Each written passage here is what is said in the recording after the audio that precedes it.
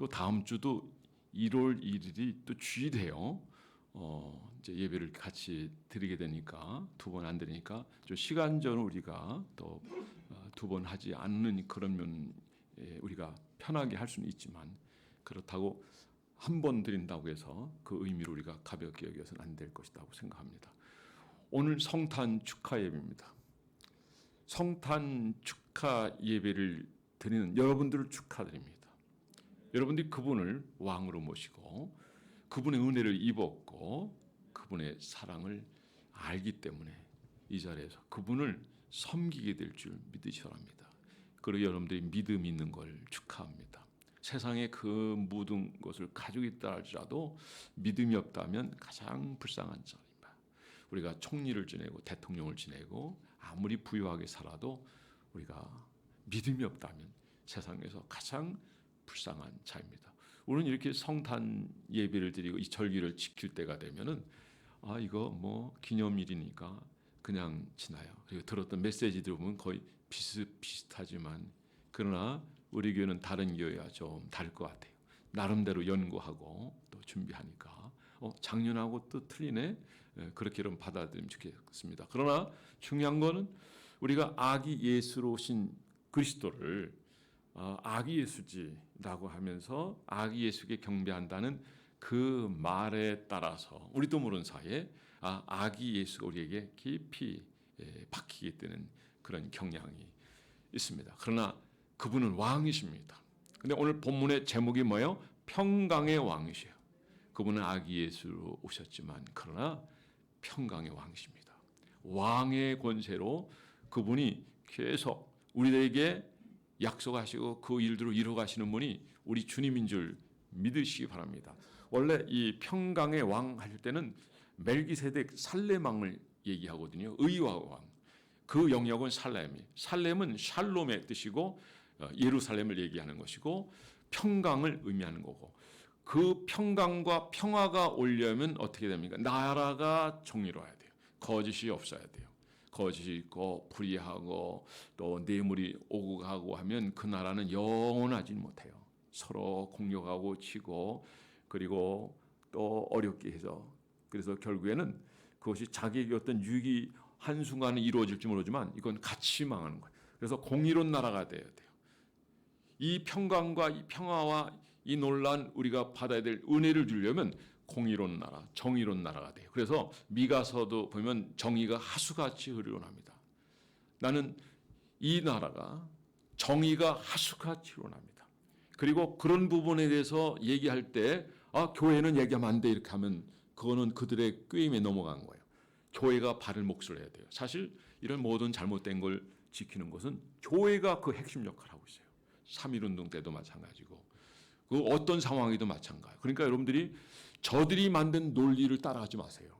이사야서 여러분 말씀해 보면 분명히 말씀하고 있고요. 그 다음 예레미야서도 말씀하고 있습니다만 여러분 하나님은 파수꾼을 세운 우리들을 분명히 그 사명 감당을 원하는데 잘못된 것을 지적하라는 거예요. 그리고 바로 잡아라는 거예요. 만약에 너희가 알리지 않으면 짖지 못하는 개가 되어서 다른 짐승에서 너희가 잡혀 먹히게 될 것이다. 여러분 이 시대를 바로 보고 그리고 이 땅에 주님이 약속하신 이 평강과 은혜를 경험하여 여러분 되기 바랍니다. 예배를 잘 드리면 얼마나 좋겠어요. 예배도 잘 못 드리는 상황이 될 수 있잖아요. 근데 우리는 지난번에 이 코로나 사태를 통해서 앞으로 이렇게 어려운 때가 또 올 수도 있겠다 생각돼요. 그런데 과거 우리가 수많은 세월을 살면서 이런 일이 있을 건 우리 상상도 못했잖아요.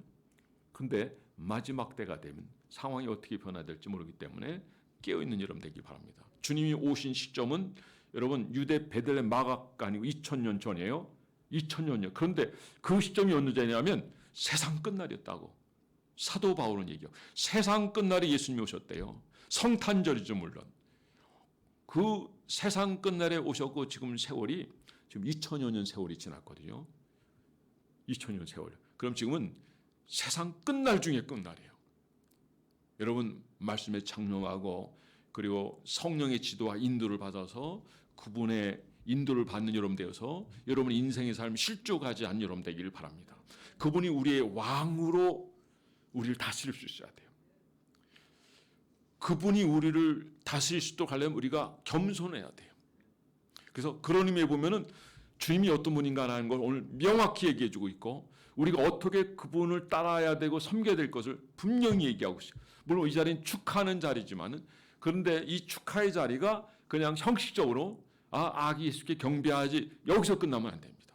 축하 예배로 끝나면 안 됩니다. 이분이 누군가라고 하는 걸 알게요. 기묘자요, 모사요, 영존하신 아버지요, 평강의 왕이라. 하도 아기 예수 그러니까 저는 왕을 붙였어요. 근데 본문에도 보면 평강의 왕이라고 있어요. 옆 사람에게 얘기하겠습니다. 우리 예수님은 평강의 왕입니다. 제가 큰 교회 한 부목사로 한 7년간 있었는데, 그 목사님은 고요한 밤 거룩함 아기 찰도 잔 이거 안 불러요. 그분은 자꾸 아기 할 때 물론 필요해요. 왜? 아기로 오셨기 때문에. 이거는 우리에게 겸손해야 될 거 얘기하고, 그분이 겸손을 섬긴 걸 얘기하는 거지, 그분이 영원토록 아기는 아니라는 거죠. 그분은 영존하신 하나님이에요. 여러분, 그분은 모든 권력을 가지고 계세요. 우리의 생사하복을 주장하신 분이고, 여러분을 다 책임질 수 있는 분인 줄 믿으시고, 그리고 그분은 긍정적으로 또 마지막에는 우리에게 임마누엘 되신 하나님으로서 우리의 가고 또 행하는 모든 걸 아시고, 또 주님 의지하는 백성들은 지키시고 함께 하시는 그분이 우리 하나님인 줄 믿으시기 바랍니다. 그분이 이 땅에 오신 예수님 줄 믿으시기 바랍니다. 그래서 오늘 저는 제목을 평강의 왕이라는 제목으로 삼았습니다. 첫째, 그 어깨 정사를 한번 따라해 보겠습니다. 그 어깨 정사를. 어깨 정사를 맸대요. 이게 무슨 의미일까요? 이렇게 생각하면 좋아요. 여러분, 집안에서 힘 있는 사람이 누굽니까? 열쇠를 가진 사람, 열쇠. 그러니까 열쇠 꾸미를 다 가지고 있다. 그 집안의 최고 어른인 거예요. 그 어깨에 이 열쇠를 가지고 있는 거예요. 정사가 있는 거예요. 힘이 있는 거예요. 근데 다음에 후계자에게 물어줄 때 이거를 물려주는 거예요. 창구 열쇠, 보물 담보하는 그런 금구 열쇠, 모든 걸 가지고 있는 거예요. 결혼하게 되면요, 그런 권한을 가지게 돼요. 그리고 아내에게 있어서 오른쪽으로 세 바퀴를 돌게 됩니다. 그리고 내가 당신을 이런 권세를 가지고, 하나님 내게 주신 이런 것을 가지고 내가 지키겠고 보호하겠고 함께하겠다라고 하는 의미가 거기 있는 거예요. 근데 우리 주님이 어떤 주님이세요? 영존하신 하나님, 평강왕이에요. 아기 예수가 아니라니까요. 물론 오실 때는 아기 예수예요. 이거는 우리 인간이 겸손해야 된다는 아는 거예요. 겸손해. 근데 그분 보세요. 어떻게 지내시는지 보세요. 아기 예수지만은 아기 예수로 머물러 있습니까? 근데 아기 예수로 머물러 있는 사람도 있어요. 아기 예수로 계속 주장하고 그걸 굉장히 강조하는 데가 있어요. 캐톨릭입니다. 캐톨릭. 발전이 없는 거예요. 발전이 없어요. 우리는 아기 예수로 머물러 있으면 안 됩니다. 이게 시작이 되고 예수님이 누군가 하는 걸 알아야 돼요. 그분은 근본 상구의 태초예요. 하나님이셔요. 영존하신 아버지예요. 평강의 왕이셔요. 태초의 말씀이 계시니라. 그 말씀이 하나님과 함께 계셨으니 곧 하나님이라. 말씀이 육신이 되어 우리 가운데 거하심에 그 영광을 보니 독생자의 영광이요 은혜와 진리가 충만하더라. 인카네이션 하신 거죠. 성육신 하신 거죠. 죄인을 구원하시려고 이 땅에 오신 것이죠. 그런데 그 아기 예수가 장차 어떻게 돼요? 모든 정사를 가지고 있다는 것을 오늘 여기 본문 말씀 보여주는 거죠. 근데 예수님에 대해서 가장 정확하게 그리고 깔끔하게 표현한 게 성경에 많이 있지만 수없는 메시지가 있지만은 오늘 이 말씀처럼 이렇게 힘 있는 메시지가 그렇게 찾기가 쉽지 않아요. 그분은 영존하신 하나님, 평강왕이 그냥 아기 예수에 머물지 않기를 바랍니다. 그분을 우리 마음에 모셔야 돼요. 이분을 모신 자들이 누구냐? 당시 예수님이 이 땅에 오실 때는 목자들이었어요. 동방박사들이었어요. 그리고 마리아였어요. 요셉이었어요. 여기 어떤 한 사람도 우리가 가볍게 봐서는 안 됩니다. 그분의 경건을 배워야 돼요. 그분의 신앙을 배워야 돼요. 동방박사 참 대단하죠. 황금 유향 몰약을 가지고 먼 길을 걸었습니다. 혹자는 신라 사람으로 이렇게 얘기하는 분들. 그 시기가 비슷하거든요.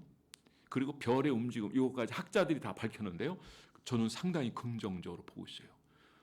그래서 그 먼 길을 동방에서 멀리서 가까운 거리가 아닙니다. 하나님께서 알려주고 별의 움직임 따라. 그리고 김영혁 박사님 보니까 아기 예수께서 탄생하는 그때 하늘에서 별이 춤을 췄대요. 그게 토성, 목성이 이렇게 움직이면서 만드는 건데 과학적으로 완전히 증명이 됐어요. 궁금하신 분 있으면 한번 살펴보시고 제가 그 전에 여러 번 말씀드렸는데 이 하늘의 주화를 컴퓨터가 없으면 못하는 거예요. 그러니까 과학이 여기까지 발달됐는데 하나님이 지혜를 주시고 사람들이 거기까지 만들어내고 그리고 성경에 보면 많은 사람들이 이 성경을 무시하고 그리스도를 가볍게 여기기 위해서 자꾸 조작을 해버려요.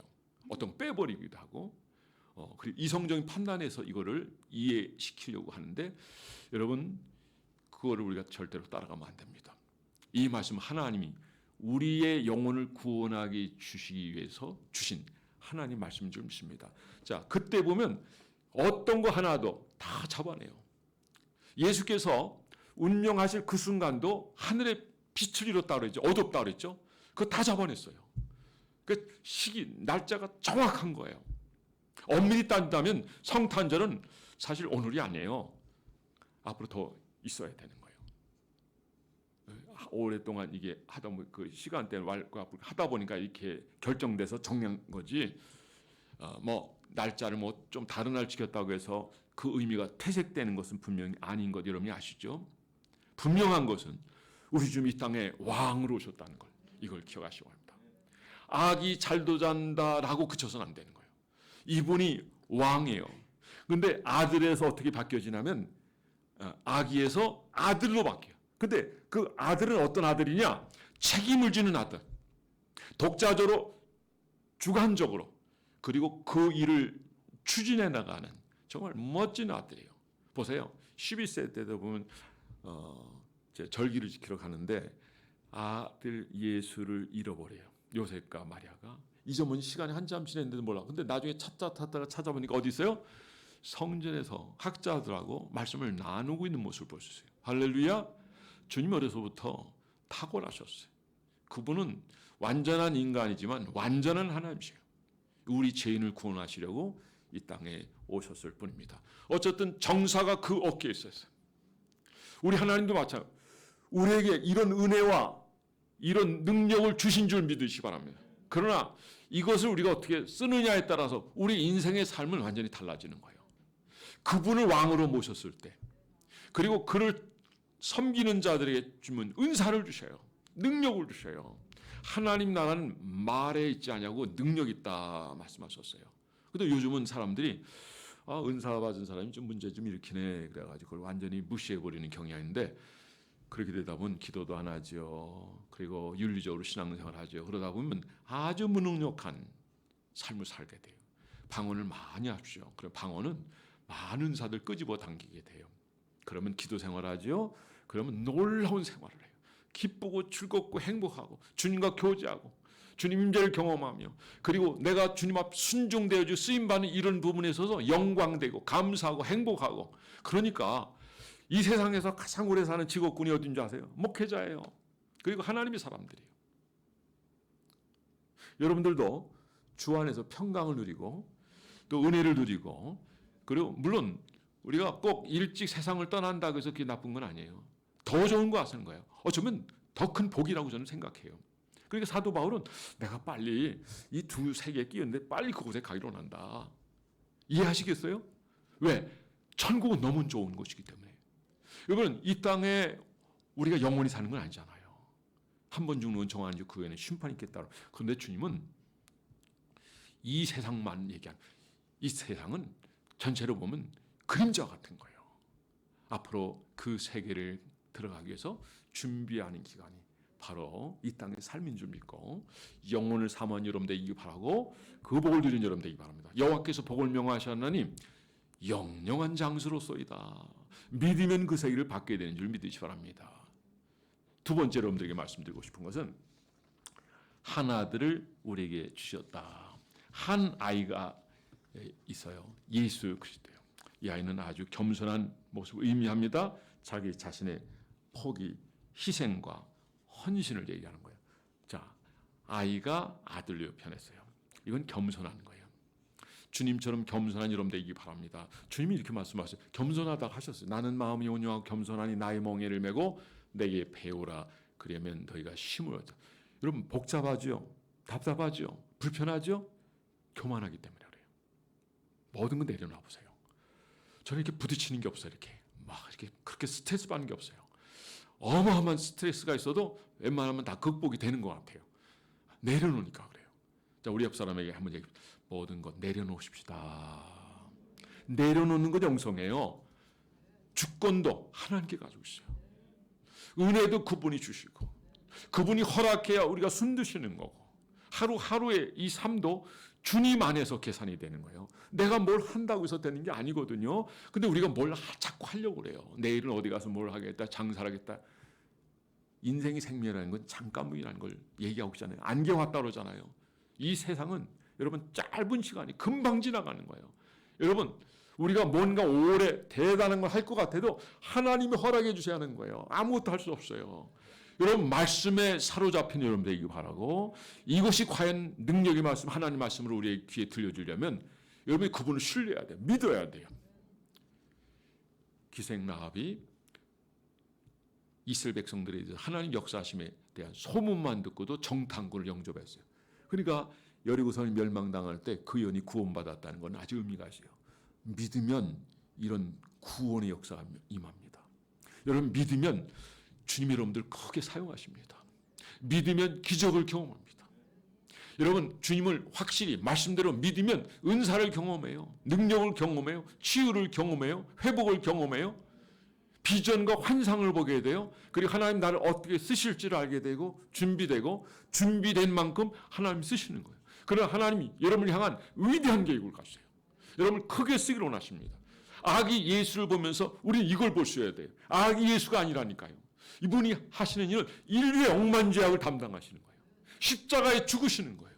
근데 그 결정을 아기로서가 아니라 아들로서 아버지의 뜻을 따라가는 거예요. 내 원대로 마옵시고 아버지 원대로 되기를 원하노라. 저는 여러분 신앙이 아기에 머물러 있지 말고 아들에서 아주 신앙이 높은 사도 바울이겠죠. 에베소 교회를 향한 너의 신앙이 그리스도의 장성한 분량까지 자라기를 원하노라. 그러니까 누가 나를 만약에 본다면 어떻게 그렇게 화난 일인데도 화를 안 내요? 꼭 예수님을 보는 것 같아요.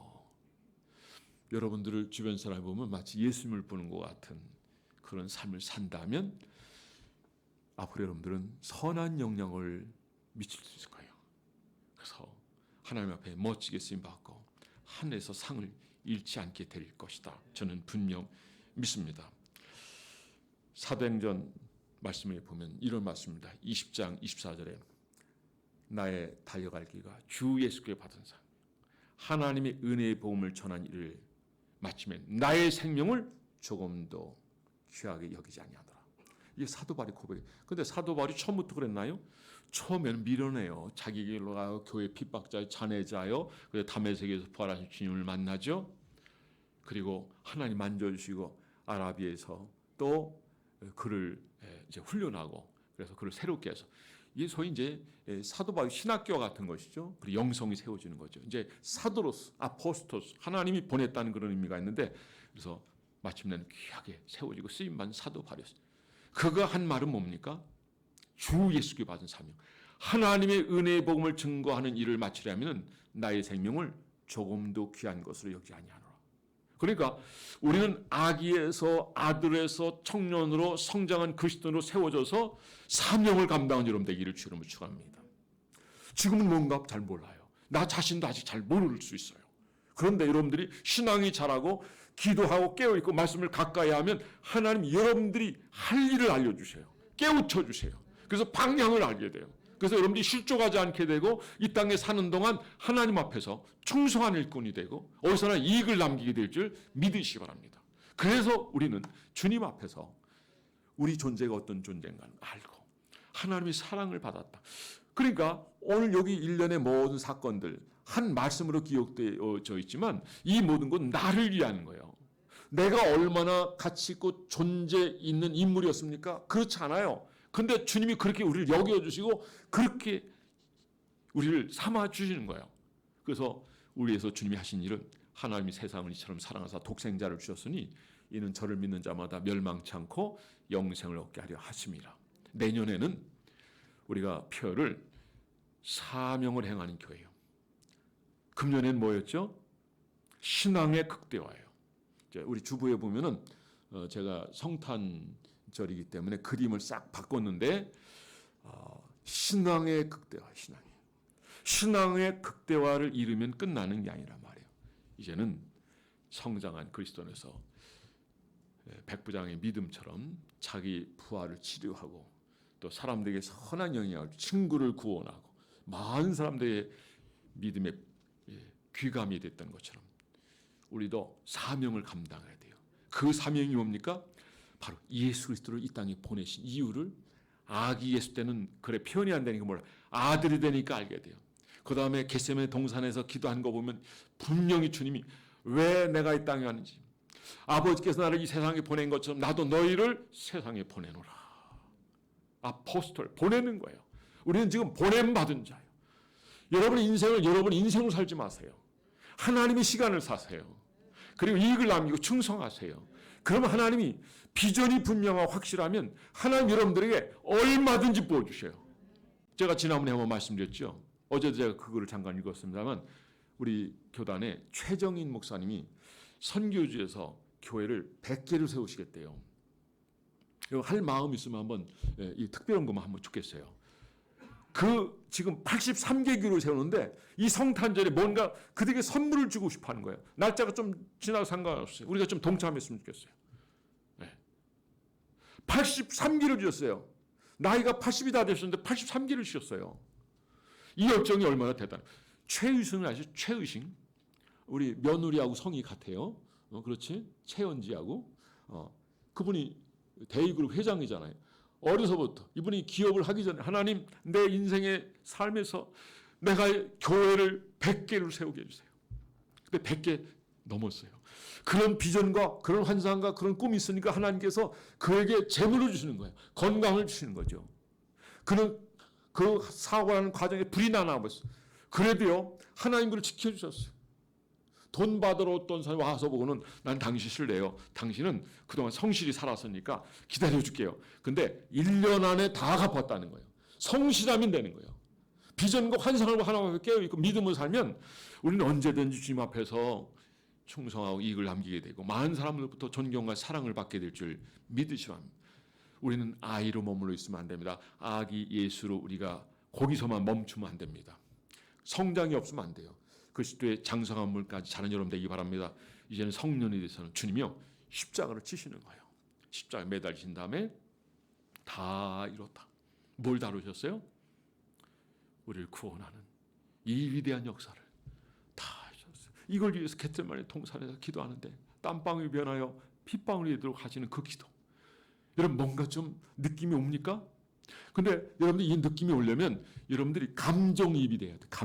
여러분이 주님이 되고 주님이 내 안에 계시고 성령으로 충만하게 되면 우리는 주님이 이런 마음이셨구나. 근데 주님은 그걸 우리가 알 수 있도록 해주신다는 거예요. 깨어있는 사람, 기도하는 사람, 말씀을 하나님의 음성으로 듣고 읽는 사람, 하나님이 만져주시고 다뤄주시고 함께하시고 그를 새롭게 하시고 그를 통해서 하나님은 위대한 역사를 이루게 하신 분이 우리 하나님이십니다. 성장한 그리스도인으로서 여러분 많은 일들을 감당하는 새해에는 여러분 사명을 행하는 저와 여러분이 되기를 주 이름으로 축원합니다. 하나님 재물 우리에게 주셨으면 이거 가지고 아이고 이거 어떻게 했을까? 그러다가 그거 다 그거 놓고 가는 거예요. 아니 그걸 좀 누구라도 나눠줬으면 이게 상이라도 되지. 우리가 절대로 그거 다 가져가시는 게 아니에요. 우리에게 하나님 재물 주셨다, 어떤 시간을 주셨다, 건강 주셨다라고 하는 거는 죽어가는 영혼을 위해서 우리가 뭘 해야 될지 우리가 생각하고 고민하고 쓰임 받으라는 거죠. 근데 우리가 신앙적으로 약해졌고 저는 믿음이 없으면 쓰임 받을 수 없어요. 그래서 저는 여러분들의 신앙과 그 모든 것들이 뿌리를 데리고 성장한 그리스도인에서 하나님 사명 잘 감당 여러분 되기를 주의 이름으로 축원합니다. 자, 마지막입니다. 영존하시는 하나님. 우리 하나님은 영존하신다는 의미 속에 뭘 우리가 생각하냐면 임마누엘 되신 하나님, 그 영원하신 하나님이 우리 함께 하신 줄 믿으시기 바랍니다.